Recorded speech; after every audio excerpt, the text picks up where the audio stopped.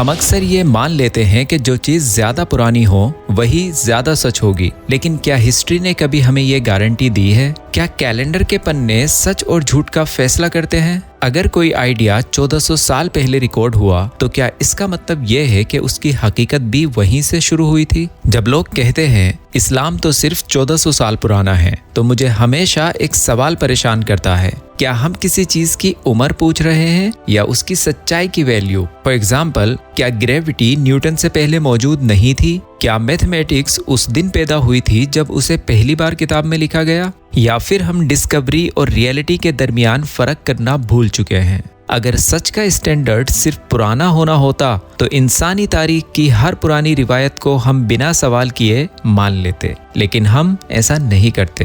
ہم ایویڈنس مانگتے ہیں، لاجک مانگتے ہیں، کوہیرنس مانگتے ہیں۔ تو پھر جب اسلام کی بات آتی ہے تو ہم اچانک کیلنڈر کو سچ کا جج کیوں بنا دیتے ہیں؟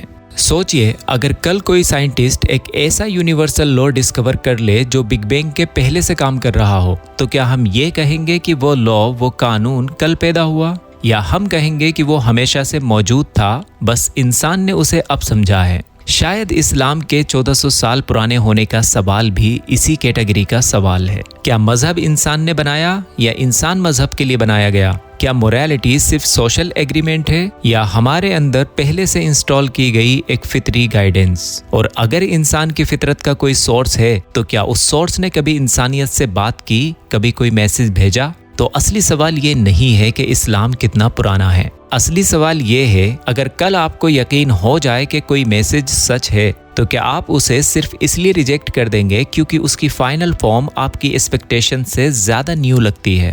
تو چلیے آج تھوڑی دیر کے لیے اپنے تمام مذہبی لیبلز، انہیریٹڈ بلیفز اور ایموشنل اٹیچمنٹس کو سائڈ پر رکھ دیجئے اور خود سے صرف اتنا پوچھئے، کیا سچائی کو ہسٹری سے ناپنا چاہیے یا ہسٹری کو سچائی کی روشنی میں سمجھنا چاہیے؟ کیونکہ اس ایک سوال کا جواب صرف اسلام کو نہیں بلکہ آپ کے پورے نظریے کو ریڈیفائن کر سکتا ہے۔ اور شاید اسی لیے کیا اسلام 1400 سال پرانا ہے یہ ایک ہسٹوریکل سوال کم اور ایک فلسافیکل چیلنج زیادہ ہے۔ السلام علیکم ورحمۃ اللہ وبرکاتہ۔ کسی بھی چیز کی عمر اور اس کی سچائی یہ دو الگ چیزیں ہیں۔ فار ایگزامپل، آپ ایک اسکول کی کلاس میں بیٹھے ہیں اور میتھمیٹکس کے ٹیچر نے بورڈ پر لکھ کر آپ کو بتایا 2 اور 2 4 ہوتے ہیں۔ اب اگر آپ کھڑے ہو کر ٹیچر سے پوچھیں کہ سر یہ رول کب سے چل رہا ہے کہ 2 اور 2 4 ہوتے ہیں، اور پھر ٹیچر کہے کہ یہ رول تو انسان نے کچھ 100 سال پہلے بنایا، تو کیا اس وجہ سے 2 اور 2 5 ہو جائے گا؟ بالکل نہیں۔ میتھمیٹکس کا سچ تب بھی وہی تھا جب انسانوں کو گنتی نہیں آتی تھی۔ تو اس کا مطلب یہ ہوا کہ کسی چیز کی ڈسکوری کی ڈیٹ اور اس چیز کے وجود کی ڈیٹ یعنی اس کے ایگزسٹنس کی ڈیٹ، یہ دو بالکل الگ الگ باتیں ہیں۔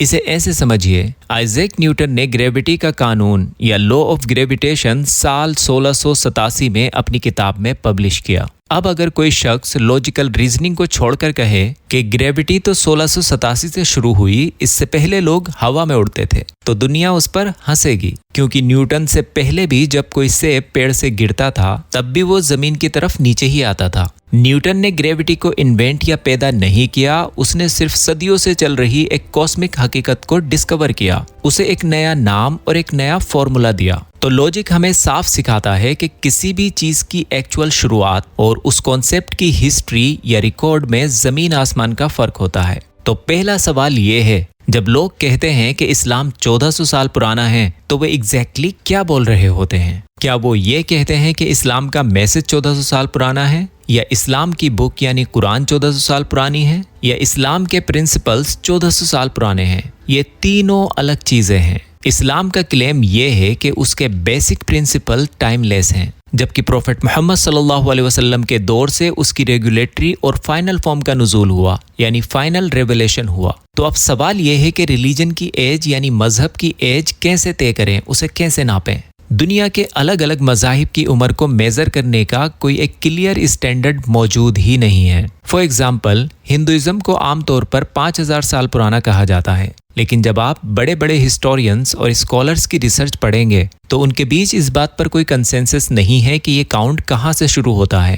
کیا یہ ویداز کے لکھے جانے سے شروع ہوتا ہے، انڈس ویلی سویلائزیشن سے شروع ہوتا ہے، یا تب سے جب انسان نے پہلی بار کسی قدرتی طاقت کو پوجنا شروع کیا تھا؟ ठीक यही मामला क्रिश्चियनिटी का है, जिसे लोग 2000 साल पुराना कहते हैं। लेकिन हजरत ईसा अलैहिस्सलाम ने जो मैसेज दिया वो कोई नया मैसेज नहीं कहलाता था, वो तो तौरात और पिछली किताबों का ही कंटिन्यूएशन था। ऐसे ही जुडाइज्म को 3500 साल पुराना माना जाता है, लेकिन तारीख गवाह है कि हजरत इब्राहीम अलैहिस्सलाम खुद यहूदी नहीं थे, बल्कि हजरत मूसा अलैहिस्सलाम ने सदियों बाद उन्हीं की सच्चाई वाले मैसेज को आगे बढ़ाया था। तो पता ये चलता है कि हर रिलीजन का, हर मजहब का स्टार्टिंग पॉइंट वो लोग डिसाइड करते हैं जो उसको हिस्टोरिकली एक स्पेसिफिक इवेंट से जोड़ते हैं। तो अगर हम सिर्फ पुराने होने को ही सच का क्राइटेरिया बना लें तो गुफाओं में बनी वो पेंटिंग्स, केव पेंटिंग्स जो 40,000 साल पुरानी मानी जाती हैं, जहां लोग आग, सूरज और जानवरों को पूजते थे, वो सबसे बड़ा सच होनी चाहिए थी। लेकिन आज का कोई भी समझदार इंसान उन्हें सच नहीं मानता।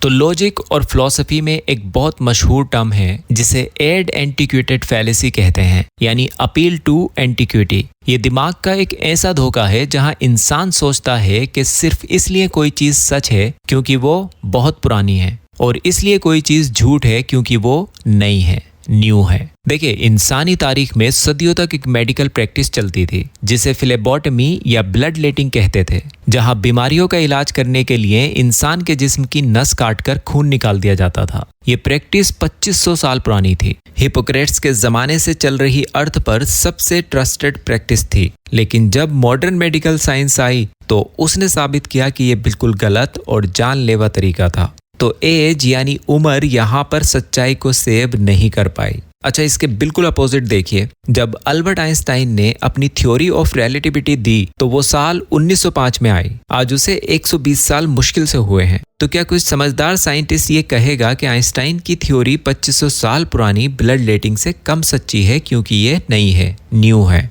बिल्कुल नहीं। तो जब कोई कहता है इस्लाम नया दीन है तो ये सच नहीं हो सकता। ये एक बहुत बड़ी लॉजिकल फैलेसी है। असली सवाल ये नहीं है कि कोई क्लेम कितना पुराना है। असली सवाल ये है कि जो क्लेम्स किए जा रहे हैं क्या वो वेरीफाइबल हैं? क्या उन्हें वेरीफाई किया जा सकता है? क्या वो यूनिवर्सल हकीकत से मैच करते हैं? लेकिन इस सवाल से पहले एक और फिलोसॉफिकल सवाल पैदा होता है जिसे समझे बिना हम आगे नहीं बढ़ सकते कि दीन की शुरुआत कब हुई और कब इंसान ने पहली बार अपने खालिक को जाना। फिलोसोफर्स और साइकोलॉजिस्ट ने सदियों से एक बहुत बड़ा सवाल पूछा है। जब एक बच्चा पैदा होता है तो क्या उसका दिमाग एक ब्लैंक स्लेट होता है? 17वीं सेंचुरी के मशहूर फिलोसोफर जॉन लॉक ने एक कॉन्सेप्ट दिया था जिसे टेब्यूला रासा कहते हैं, यानी इंसान का दिमाग जन्म के वक्त बिल्कुल खाली स्लेट की तरह होता है। जैसा ही उसका एनवायरनमेंट और माहौल होगा वैसा ही वो बनेगा और सीखेगा। लेकिन जब मॉडर्न साइंस और कॉग्निटिव साइकोलॉजी ने तरक्की की तो उन्होंने इस सदियों पुरानी फिलोसॉफिकल थ्योरी को गलत साबित किया।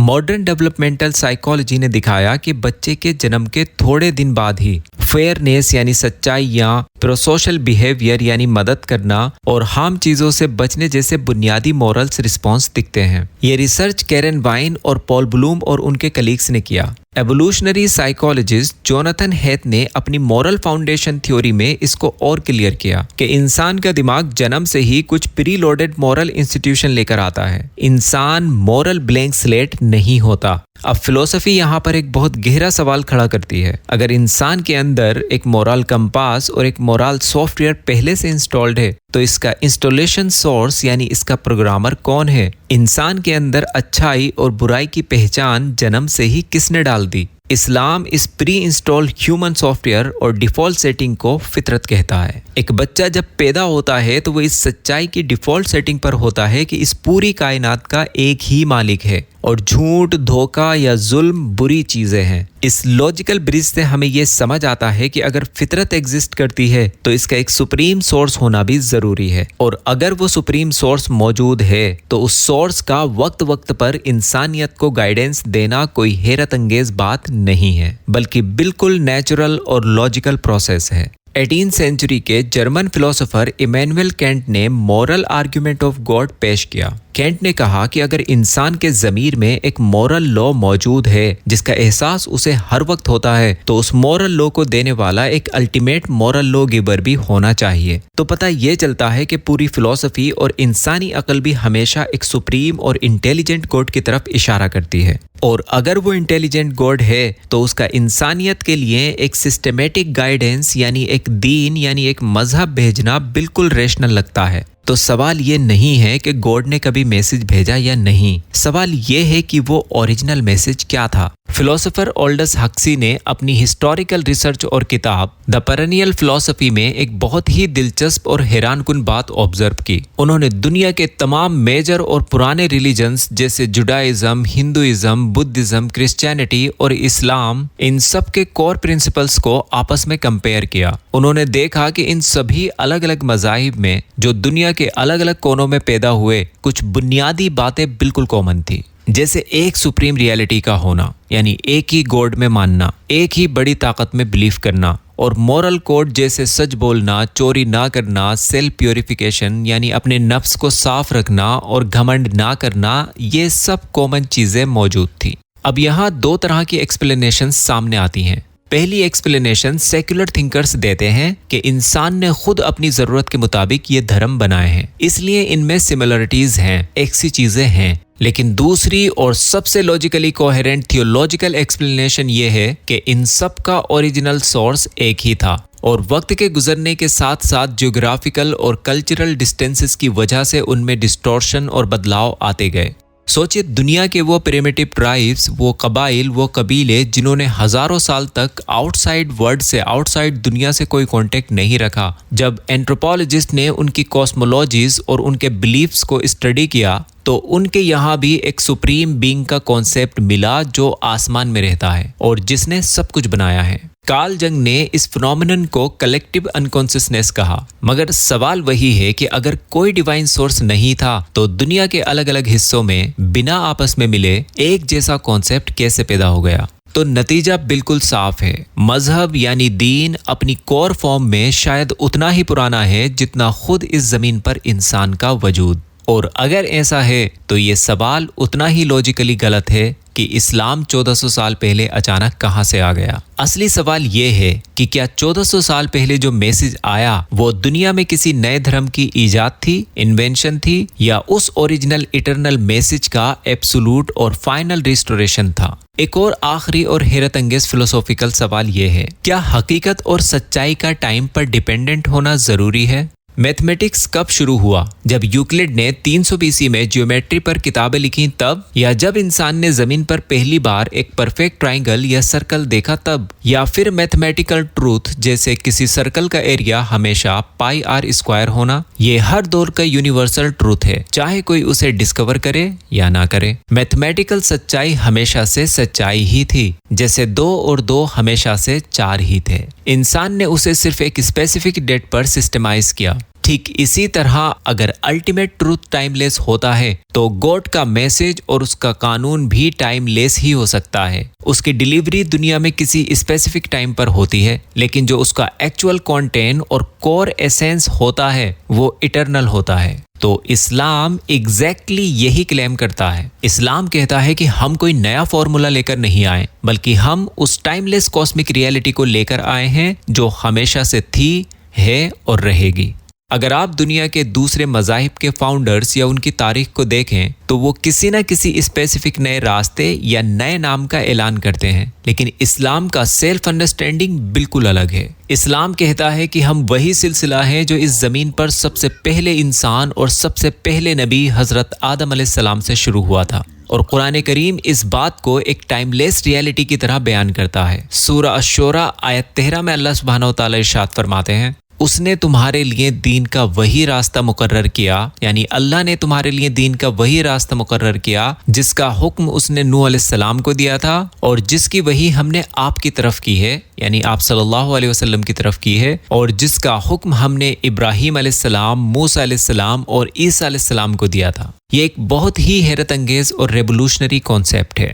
قرآن پچھلے انبیاء یعنی پچھلے پروفٹس کو ریجیکٹ نہیں کرتا اور نہ ہی انہیں غلط کہتا ہے۔ وہ کہتا ہے کہ جو میسج حضرت نوح علیہ السلام کو ملا، جو حضرت ابراہیم علیہ السلام کو ملا، جو حضرت موسیٰ اور حضرت عیسیٰ علیہ السلام کو ملا، وہی آئیڈینٹیکل اور پیور میسج محمد صلی اللہ علیہ وسلم کو دیا جا رہا ہے۔ دیکھیں، آپ کو یہ سمجھنا ہوگا کہ اسلام کی نظر میں پروفٹ ہوڈ ایک لمبی چین ہے جس میں ہر نبی ایک ہی دین کی دیوار کو کھڑی کر رہا تھا، اور محمد صلی اللہ علیہ وسلم اس دیوار کی آخری اینٹ ہیں جسے خاتم النبیین کہا گیا ہے، یعنی the seal of the prophets کہا گیا ہے۔ تو اسلام 7 سینچری میں کریٹ نہیں ہوا، بلکہ 7 سینچری میں دنیا میں فائنلی کمپلیٹ اور سیل ہوا۔ نبوت پر سیل لگا دی گئی کہ اب ان کے بعد اور نبی نہیں آئیں گے۔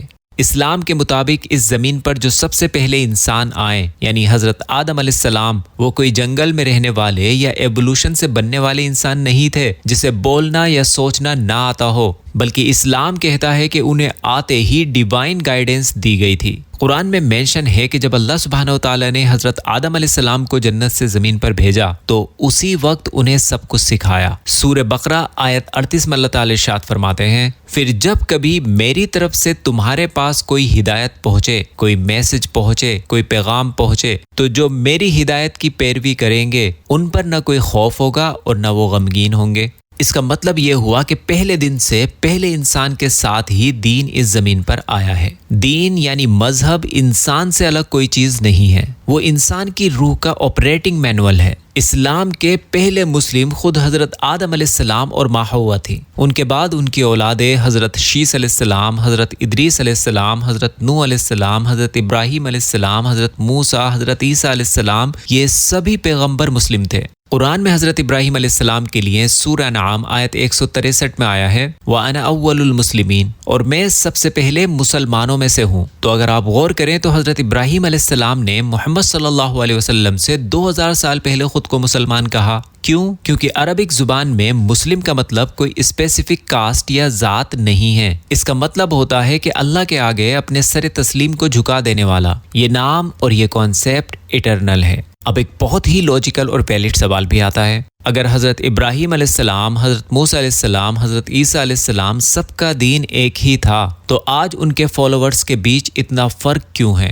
ان کی کتابیں، ان کے راستے الگ کیوں لگتے ہیں؟ اسلام اس کا جواب ایک ہسٹوریکل ریئلٹی سے دیتا ہے جسے تحریف کہتے ہیں، الٹریشن، ڈسٹورشن اور ایڈیٹنگ کہتے ہیں۔ قرآن میں سورہ نساء آیت 46 میں اللہ تعالیٰ ارشاد فرماتے ہیں، من الذین ہادوا یحرفون الکلم عن مواضع، جو لوگ یہودی ہوئے وہ کلام کو ان کی صحیح جگہ سے بدل دیتے تھے، یعنی اللہ کے کلام میں موڈیفیکیشن کر دیتے تھے۔ اسلام یہ کلیم کرتا ہے کہ ان کتابوں کا جو اوریجنل ٹیکسٹ تھا وہ وقت کے ساتھ ساتھ انسانی ہاتھوں کی وجہ سے بدل گیا، لوگ اپنی مرضی کے مطابق اس میں چینجز کرتے گئے، اور آج کی ماڈرن ٹیکسچوئل کریٹیسزم اور ہسٹوریکل اسٹڈیز بھی اس کلیم کو ایکنالج کرتی ہیں۔ ڈیڈ سی اسکرولز اور آج کی ماڈرن بائبل کے ٹیکسٹ میں کلیئر فرق ملتا ہے۔ بیبیکل اسکالرز یا بائبیکل اسکالر خود مانتے ہیں کہ گوسپل آف مارک حضرت عیسیٰ علیہ السلام کے دنیاوی سفر کے 40 سال بعد لکھا گیا، اور تورا یعنی تورات میں حضرت موسیٰ علیہ السلام کے بعد کے دور کے ایڈیشنز اور ایڈیٹنگ کے صاف ٹریسز ملتے ہیں۔